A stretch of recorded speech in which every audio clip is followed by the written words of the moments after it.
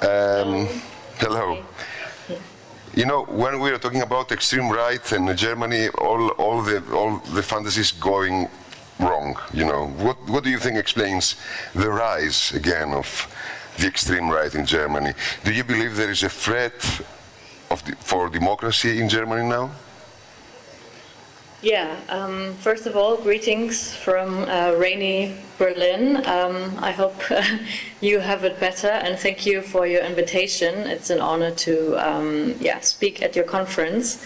So I think I can just say, yes, I think the far right, also in Germany, is in line with what we see all over Europe, that far right parties are in government in several countries, or are the strongest opposition force, like in Austria, Portugal, but also here in Germany. And what we see here is a process that, especially in Eastern Germany, the far right is gaining much power. So they're like the most powerful force now in several countries in the East. And as I would say, this is my thesis, that they gain power in Eastern Germany, but this is only a role model for the whole Federal Republic of Germany. And I think when you look at it from a European point of view, because Germany is still the hegemon in Europe, I think when in Germany and France the far right will win, of course this will have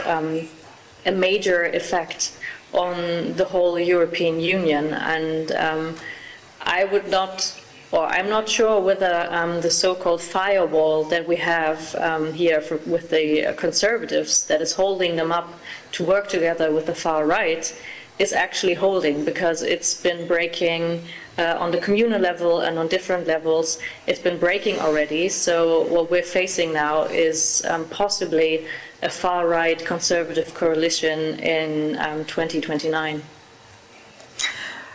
Tell us, who supports the extreme right? Is there a role of oligarchs and billionaires, or you would say more mainstream conservative forces? Yeah, I think it's both. I mean, in Germany we don't call it oligarchies or oligarchs like rich people. We only call them lobbyists, which is like the code word for just what Bernie would call oligarchs. We have that in Germany, but they are very intransparent. And the big capital is not quite sure about what to do with the far right, because they want some kind of stability, which is why they still favor big capital, still favors the Conservative Party. So what we have right now in government is a conservative social democratic government with only lobbyists in their ranks. So pretty open what their class politics is. But the far right is still sort of out of it. There's only like small capital that supports the far right, but there is a kind of normalization going on. So there is like a political and discursive normalization going on with more and more conservatives saying we should work together with the far right in order then to demystify them. So this is what is happening right now. And as I said, on the communal level, the conservatives are already working together with the far right. And I think the neoliberal politics that the current government is doing, paired with like a high militarization, so both militarization of society, 5% NATO is, money for weapons, yeah.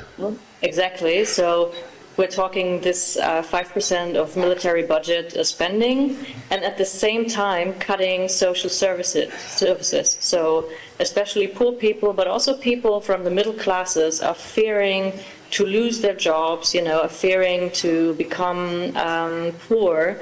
And I think this fear is even stronger and puts people, actually pulls them towards the far right, because this process of deindustrialization, rising prices, social insecurity is what actually pushes people to the far right. So this kind of politics that we're seeing right now in Germany is actually paving the way towards the far right, which is why we as the left I mean, we just survived, the last election, so people thought we would be dead. So thankfully we're not, but still our biggest task is to, we proposed something which we call anti-fascist economic policies, which is like fighting inflation, which is fighting this process of deindustrialization with, transforming the German economy and the whole German model that is based on cheap energy prices, cheap labor,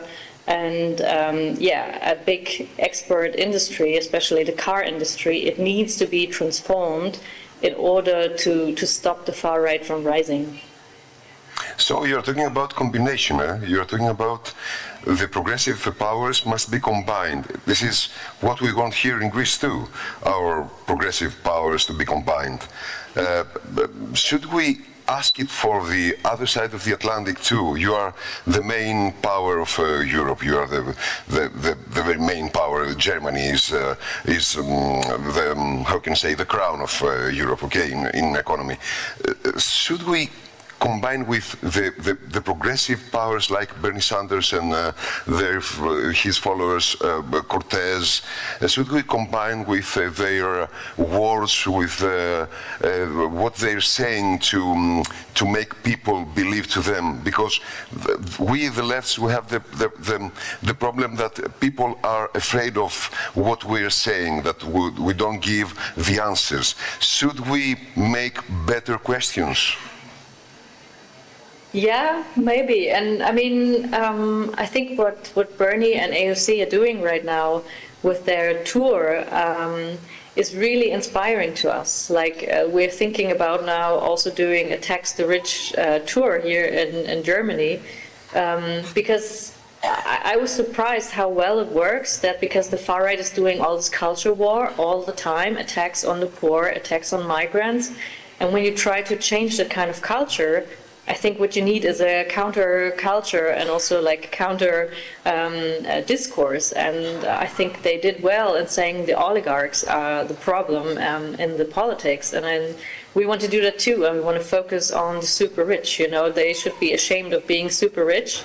And not the poor people should be ashamed. So yeah, we're trying to do some copying, or we are inspired by that because we feel like, yeah, this is a transnational problem, that there is a few getting richer by the day, and the big majority of the people who are suffering from all these crises that we know and from all the wars that we know.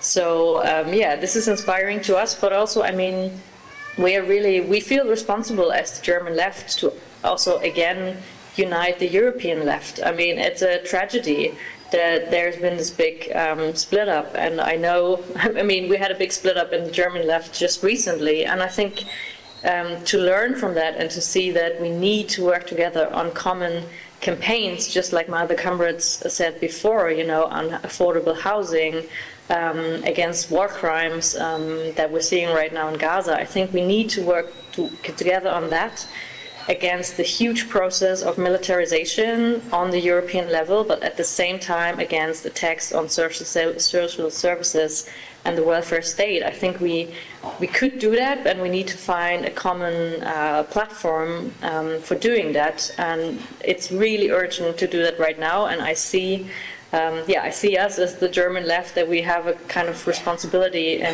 in doing that. I know we've been too weak and too focused on ourselves lately, but we want to change that, and so we're looking forward to working together with you all on that. Thank you, Ms. Schwerdtner. Thank you. To be with us. Thank you. Ms. Schwerdtner.